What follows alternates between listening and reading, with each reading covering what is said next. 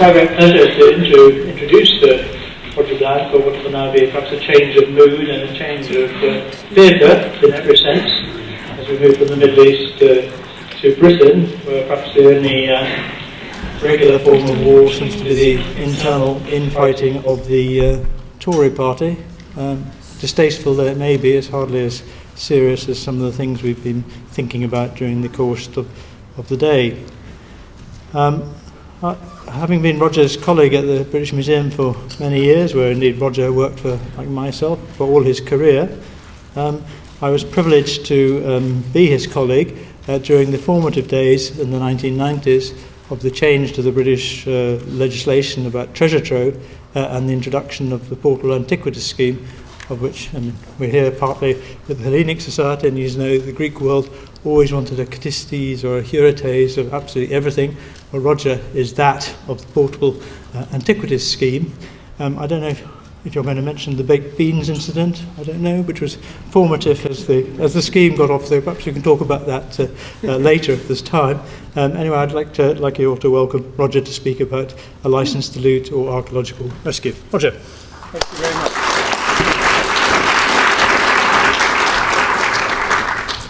Well, thank you very much for inviting me here this afternoon.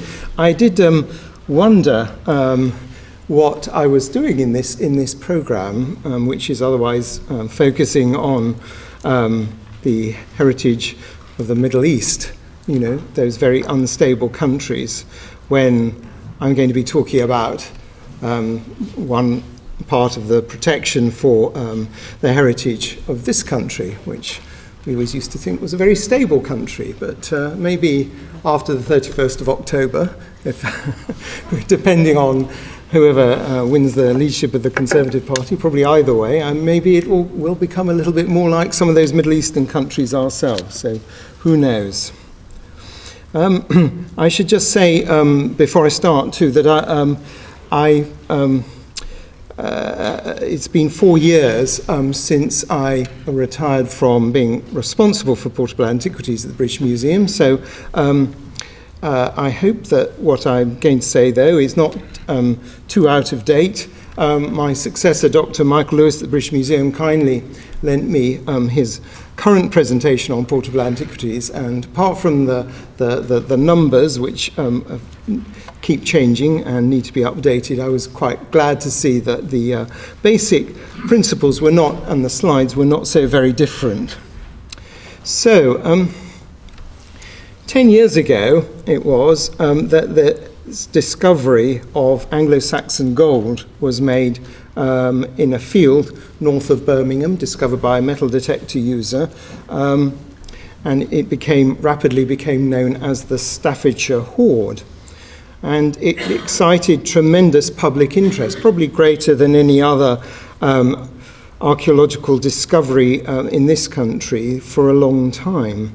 When the discovery was announced, news of it ran around the world. People queued for 3 hours to see it when it went on show in Birmingham Museum. And a lot of the towns of the West Midlands, the area where it was found, were hopeful that it would play a part in regenerating some of those rather run-down towns that there were in that area, which is why we've got at the bottom left a banner from Tamworth saying the Staffordshire Hoard is coming here soon. And of course, the publicity was double-edged. Here's some of the press stories at the time. These sort of stories are such as going to make most of us in the room probably wince for their concentration on gold and commercial value. Is this encouraging looting of the past? I mean, Eleanor referred to that this morning, of course, didn't she? Well, the find was made by a metal detector user, Terry Herbert. Here he is, while detecting on a local farmer's land with permission. And over 4 days, he found some 300 objects. He took these photographs. These are photographs he took of them, and he recorded them carefully and reported them to his local finds liaison officer in the Portable Antiquities scheme. I'll come back to that in a minute. and we were able to arrange for one of our specialists to carry out an initial assessment of the finds. And the other priority was to organise the controlled removal excavation by archaeologists of the rest of the hoard. And the county archaeologists attended the site the next day and started investigating. And the site was, this is where the site was, the blue ring marks it, and you can perhaps see the road running across on the right-hand side of the slide. That's the M6 and another very busy road, the A5, just above it. So it was in a very public place. And the excavation had to be done in great secrecy. The police got involved, and here they are using a drone. Drones were still quite unusual 10 years ago. Apparently these had just been deployed in Afghanistan, and they'd come back to the West Midlands to help discover any further items from the Staffordshire Hoard. And local journalists were put off the scent. This was while the excavation was going on. By being told that they thought it might be a Roman site. And of course those stories full of splash stories full of stories about treasure, they only came out after the announcement of the hoard, after the excavation had been finished. So the hoard was then, once the hoard was all out of the ground, it needed to be valued, and the committee that has the role of recommending valuations for finds of treasure placed a figure of £3.3 million on it. Here's the committee assessing the hoard. And the two main museums in the area, Birmingham and Stoke-on-Trent, agreed to acquire the hoard, but jointly. Many predicted they would struggle to do it, raise that sum of money. In fact, such was the public interest that they reached the figure very quickly indeed. And they were helped by the fact that the Art Fund led the fundraising effort. Here we have the TV historian David Starkey lending a hand to the appeal. And lots of other people jumped on the bandwagon as well, including a local brewery that decided to brew a beer in honour of it. So that's the story of one discovery that attracted a lot of interest. The following year, there was another find that also got in the news. Perhaps not quite as exciting as the Anglo-Saxon hoard, but still very important. This was a hoard of Roman coins. Found again by a metal detector user, seen on the left, detecting on the field that we see on the right near Frome in Somerset. Now, the archaeological record contained no information about Roman activity in the field at all. But again, it was possible to organise an excavation of the hoard, and the great thing about this discovery was that Mr. Crisp, the detectorist, left the find in the pot in which it was, and he didn't try and recover it himself. So archaeologists were able to do that. Here's the archaeologist starting to uncover it. They actually were unable to raise that pot with the coins intact. It had 52,500 coins in it, weighing something like 170 kilograms, and I think it would have fallen apart. The pot would quickly have fallen apart if it had been removed from the soil. But they were able to remove the coins in layers. Here's another picture of the excavation. And that has been extremely helpful, the fact that the hoard was recovered in that way. Here's a view of some of the coins. These are of the 3rd century AD, of base silver coins of a very common type. and just a couple of these pure silver coins of a man called Carausius, who was emperor in Britain for 6 years. But because an archaeologist was able to recover the hoard, they recovered it in layers, and here's a drawing of the pot as it was in the ground, full of coins, and then the layers in which the coins were removed, and they were able to discover that most of the latest coins in the hoard were the coins of that man Carausius. They were mostly contained in one layer down towards the bottom of the pot. You'll see 652 of them were in that one, the fourth one up from the bottom, which was perhaps rather unexpected. We might have thought they'd be near the top of the pot if the coins had been put in over a period of time. But this rather suggests that the pot was filled with those coins on one occasion, or at least over a short period of time. And that hoard now has been acquired by the County Museum in Taunton. I'm going to tell just quickly the story of another discovery, also from much the same time, which had a rather different outcome, though. Those two, the Staffordshire Hoard and the Froome Hoard, were both treasure under the terms of the Treasure Act. This discovery of a Roman helmet found at a place called Crosby Garrett in the north of England, Cumbria, also found by a metal detector user, was not treasure, and it is not in a museum. And in fact, it first came to the attention of ourselves, a portable antiquities scheme, when it had already got to Christie's. And it was, that is how it looked when it first came out of the ground. This is how it looked after restoration. A fantastic piece of restoration, but of course a lot of the archaeological importance has been lost by the act of that restoration. It sold for £2 million at auction. The local museum in Carlisle had tried very hard to raise the money to buy it. They actually had raised 1.8 million, but they were still fell short, and it was bought by a private buyer. To be fair, the private buyer did lend it to the museum in Carlisle, Tully House Museum, and the British Museum, where it was on show for a few months. But at the end of that run, and it was also in the bronze exhibition at the Royal Academy, but at the end of that run, it went back, and it's not available to be seen now.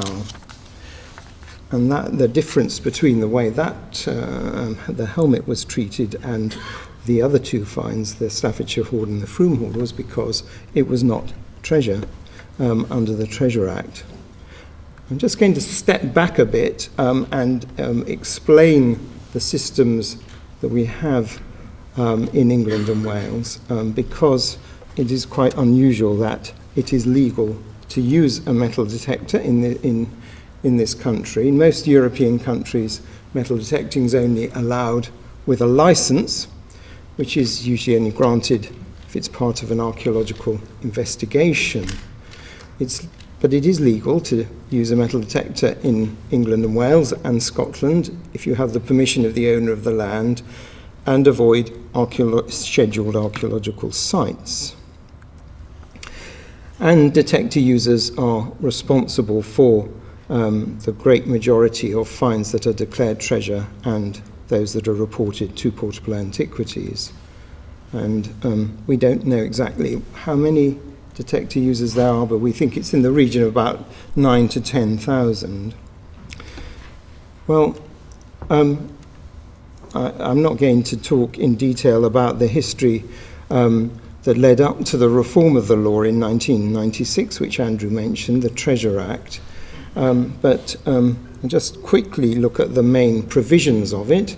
It came into force in September 97 and only applies to objects found after that date. The key part of it is a new definition of treasure, replaced an old common law that was several hundred years old and highly unsatisfactory. It was being used as an antiquities law, but it didn't work as an antiquities law, the old common law of treasure trove. The current law provides an objective definition of treasure, which is set out there. It's essentially objects that are made of gold or silver, at least 300 years old, and hoards of coins and objects found in association with them. And the Act also has the provision for being reviewed at regular intervals, and the definition can be extended. And it was extended once to prehistoric base metal deposits, and there's currently a government consultation on a further extension of the Act, but that's still in process, so we don't know what the outcome of that will be. And there's an obligation, if you find treasure, to report it, and a penalty for not reporting treasure. But the core of the Act, if you like, is the system of rewards that are paid if a museum does acquire a find that's declared treasure. That's set at the full market value, which is divided between the finder and the owner of the land where the find is made, and it's determined. That valuation is determined by an independent committee, the Treasure Valuation Committee. We saw them valuing the Staffordshire Hoard. And then museums are given 4 months to raise the money. So what's the impact of that, the new law been? Well, this is looking at number of cases going back to 1988, so for the first 10 years, the first part of that slide's looking at the number of cases of treasure trove under the old law. They were roughly 25 a year. The first full year of the Act, in 98, there were 200 cases, which was a big leap on the number there had been under the old law. But you can see that number has been steadily rising ever since. And last year there were something like not far short of 1,300 cases of treasure. So it has had quite a dramatic effect. Over 4,000 finds of treasure have now been acquired by museums around the country, and that the map shows where those museums are that have been able to acquire treasure cases. Now, Scotland has its own law. It's always had its own legal system, and it never had the same common law of treasure trove that applied in England and Wales, and the Treasure Act didn't take effect in Scotland. In Scotland, and in fact, effectively under the Scottish law, all portable antiquities are required to be reported, which, of course, is in many ways seems like a much better system than the system that applies in England and Wales. The interesting thing, though, is that if we look at the numbers of cases from Scotland, you can see that that's the pale blue line there. They're running at round about 300 cases a year, and they're not showing any appreciable increase, whereas, as we've just seen, the numbers from England and Wales has risen steeply and seems to be continuing to rise. So the lesson I draw from that is that a legal obligation to report fines on its own isn't necessarily going to be enough.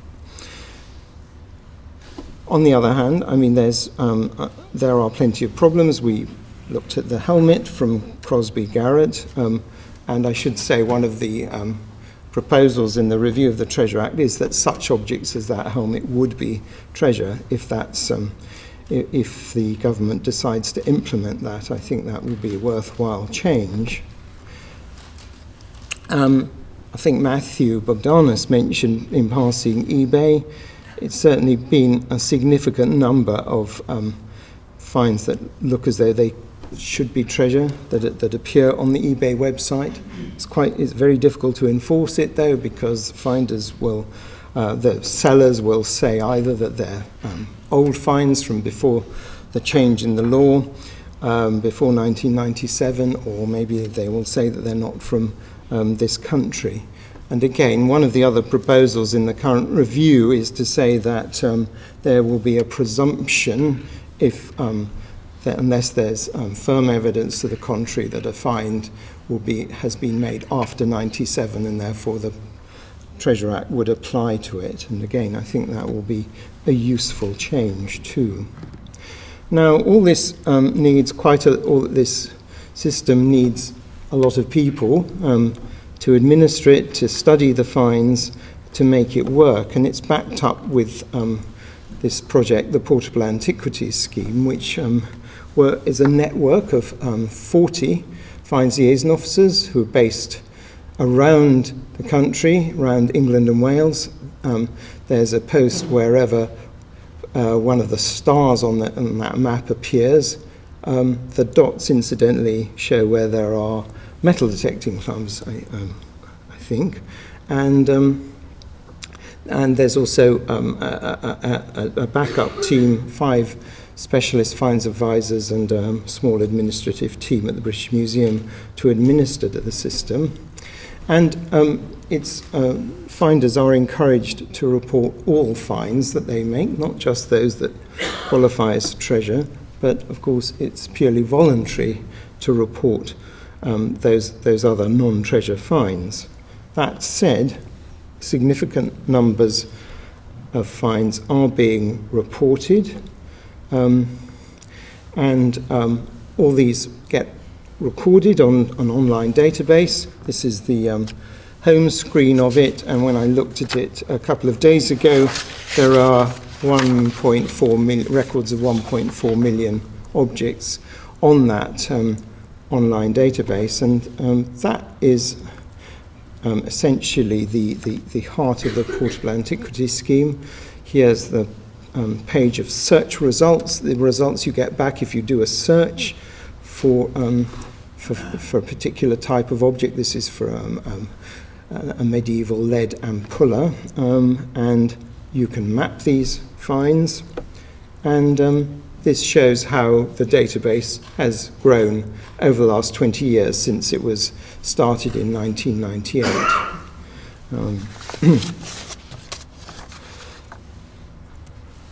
So, how are these objects found? Well, the majority of them are found by amateurs using metal detectors, and I explained it's not illegal to do that, provided you have the permission of the landowner.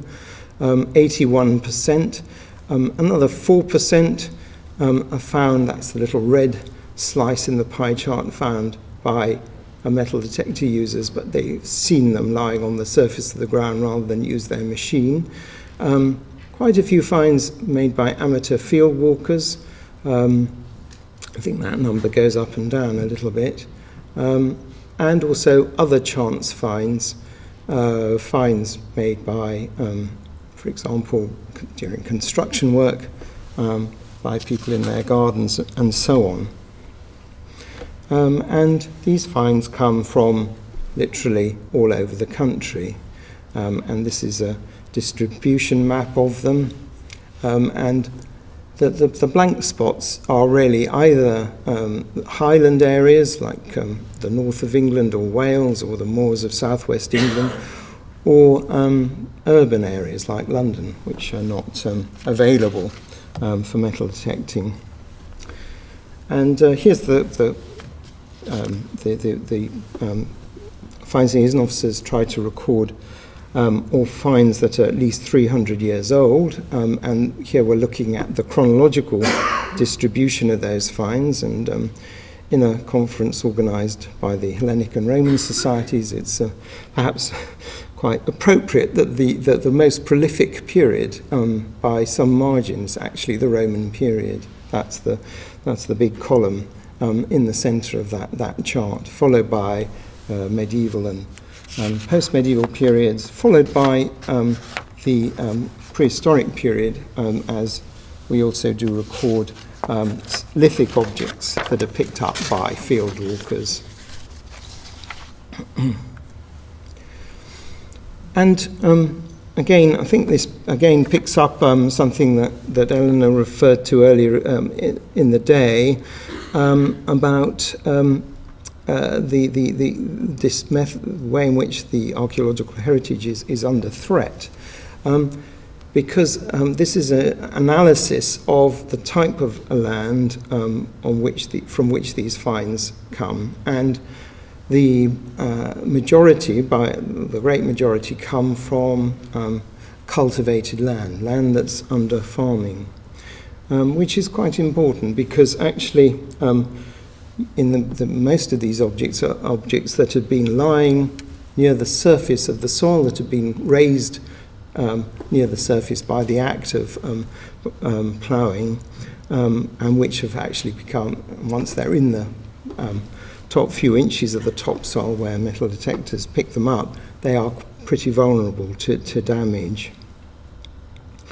Now, the staff in the scheme, the finds liaison officers, have a very important role in spreading the message of good practice, and in organising outreach events. These are the results from one year, 2017. They held 644 events involving significant numbers of adults and children. And we, Portable Antiquities, received a lottery grant which is just winding up now, called Past Explorers, which had a big emphasis on training in outreach to the public, and especially in training finders to record their own finds. And the database has facility for doing that, because one of the main problems that we've encountered over the years has been lack of staff capacity to record all the finds that are being offered for recording, to which the obvious response is to try to train the amateurs who make the finds and any other volunteers who got the interest and the ability to do so to help record those finds.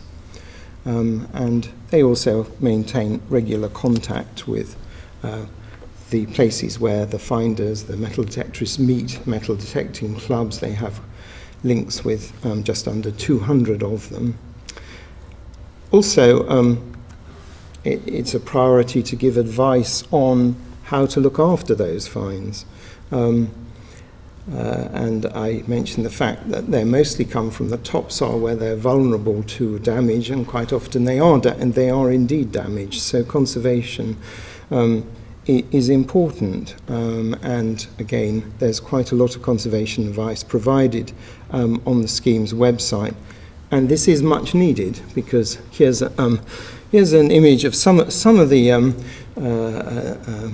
various techniques that we know metal detectorists have used to clean their finds, and things that don't really bear very much thinking about. And an example, that's a row of current 2p coins, showing you what the different techniques will do to them. And if you look at the one on the right, which is tomato ketchup, you might think twice, mightn't you, about eating that. Well, the Treasure Act, wasn't put together. There was a long history before it was passed by Parliament in 1996, and relations between archaeologists and metal detectorists were not always good, and we thought it was important that there should be a voluntary code of practice on metal detecting. This was negotiated with their representative organisations, and it does stand as an example, as providing a definition of good practice. So I think that was achieved in 2006, revised 2 years ago. I think that was very useful to have that in place. It stands as an objective set of criteria of what we mean by responsible behaviour.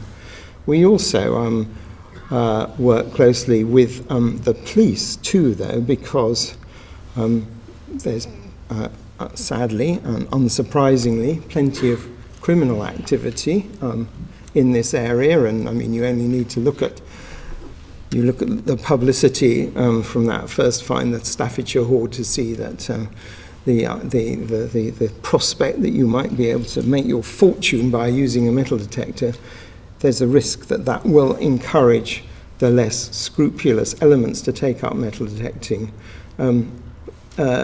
Historic England has had a heritage crime officer for the last few years, and we've been able to work closely with him on that. And he's had a number of successes. I'm just going to finish by looking at what the point of all this work is, what is the use of all this data. I mean, it's fine that we're amassing a great deal of data, but is it for any, does it serve any useful purpose? Well, the first use of it is that it should be available for the county historic environment records, which are used as the primary source of information about the archaeological record in England, which is used when in the planning process. And clearly the large amount of data coming from the Portable Antiquities Scheme, discoveries made by detectorists, has revealed a lot of hitherto unknown sites, and it's very important that that information should be available to play its part in the planning process. Looking at more academic studies of the data, we had a Leverhulme grant a few years ago to understand better the factors that underlie the distribution of PAS, Portable Antiquities Scheme finds. I mentioned that 80% of them are found on cultivated land, and this is a case study from Katie Robbins's work on the Isle of Wight, which is a small self-contained island where there's been a long tradition of working closely with metal detectorists. So there's a very good body of data to work on in that place. The map on the left is a heat map of Portable Antiquities Scheme finds. The area in red is where there's the greatest density of them, and then followed by green, slightly less, fewer of them, and then yellow. And then the grey area are areas from which no finds have been recorded. What Katie Robbins did was to set that against the map you see on the right-hand side of the screen, which shows areas that are not available for metal detecting for various reasons. The red areas is land that belongs to the National Trust, which does not allow metal detecting. Green areas are wooded, and so on. So by putting those two elements together, you can get a more accurate picture, really, of understand better those areas which show high concentrations of metal detected finds on the database. And we've had a number of PhD students who've used our data. This is a slide from this piece of work by Tom Brindle on the Portable Antiquities Scheme in Rome, Britain, published by the British Museum about 3 years ago. And here he looked at, did a case study on the counties of Worcestershire and Warwickshire in the West Midlands. And he's just looking at finds from the Roman period, which is the most prolific period, showed that the number of known settlements in the Roman period from those counties that were known from the historic environment record, the Portable Antiquities Scheme data increases the number of sites by 30%. So it really is a very significant addition to our knowledge. And a similar piece of work done by another of the Fines Liaison Officers, Adam Dobney, published just last year, doing similar in-depth study of fines from Lincolnshire, which is another area very rich in fines. And they published, the staff of the scheme, a number of books in this series, 50 fines. I think there's about 10 of them altogether now. And I'm going to finish just with a couple of slides. This was from a piece of work that I did quite recently in connection with a project to look at Roman coin hoards, using the data of the Oxford Coin Hoards project, which has amassed a database of just under 10,000 records of hoards of Roman coins from across the Roman Empire, and setting the fines, the hoards from England and Wales, comparing them with those from the rest of the Roman Empire. And here we're dividing the area of each country by the number of hoards known from that country, and the area that shows the highest number of hoards by some margin. The left-hand bar on that chart is England and Wales. And I don't think it's a coincidence that there are such a large number of Roman coin hoards known. I mean, incidentally, I would never have predicted, though, that the country showing the second highest density was Israel, which is very interesting. And this way of working with amateur metal detectorists is something that has, and recording the fines onto a public database is something in which archaeologists in other countries have shown increasing interest in. To some extent, we weren't the first to try and do it in this country. In Denmark, there'd been a tradition of working with metal detector users for a long time. But other countries are also adopting it, and they're moving away, therefore, from the practice of effectively banning metal detecting to allowing metal detectorists, but encouraging them to record their fines. And most recently, this is the Netherlands has adopted a scheme, and this is a screenshot from the website, Portable Antiquities of the Netherlands, with down at the bottom on the right a map of the Netherlands showing the density of metal detector fines, which is very much like the sort of maps that we produce of portable antiquities finds from England and Wales. And there are similar projects underway in part of Belgium, in the Flemish part of Belgium, and also in some of the Länder of Germany as well. Okay, so I think that finishes, that's the end of the presentation. Thank you.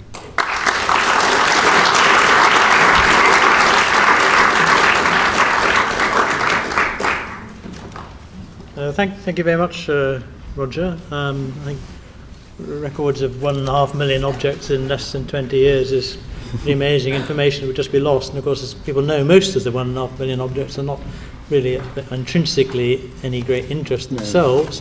It's only when they have provenance attached to them that they acquire the significance that you've been able to demonstrate today. And if imitation is the best form of flattery, well, it's terrific that at least the Dutch are finally getting on to the value of such a scheme.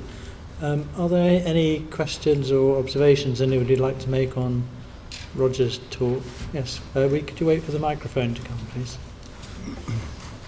I was just wondering when, because a couple of months ago, Cadbury released this Find Your Treasure commercial ad where they invite people to dig up your local history. How mad were you when that came up? I'm afraid I haven't seen it. Okay, they took Tell it me back again. now. Sorry, But so basically, Cadbury released for the Easter holidays some kind of like dig up your local history, which in itself is a nice idea. But obviously, it's kind of, you know, if they're not saying like bring it back to where you find or report it. So I was just wondering if that had an impact on you. Well, I think that I suppose it's inherent in this in our society. I mean, we don't live in a country like China where everything is strictly controlled, and yes, I mean, I think that if you can get regularly depressed every time you open a metal detecting magazine, to be completely honest, because it takes a long time to get the message across, and I suspect some people probably never will understand that message. But I think all we can really do is to keep chipping away at trying to put out a message of good practice and what good practice means, and it means above all, you know, record your fines and don't go on scheduled sites.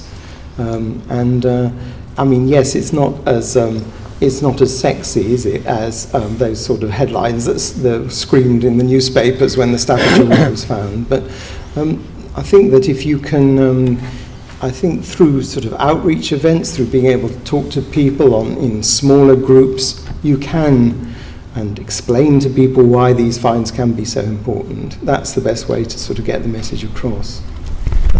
Yes, please. I'm sorry. Yeah, I'm interested in that. Does it work still? Yes. Not an amplifier, it's just recording your voice, so speak up. Yeah, sorry. I was interested in your last graph there about the number of fines. It seems almost beggars belief that we seem to have almost 100 times many fines as Italy in the coin hoards. Is that simply because of the historical fact that at the edge of the empire there were a lot more people depositing their hoards and hiding them when Britain sort of crashed out of the empire?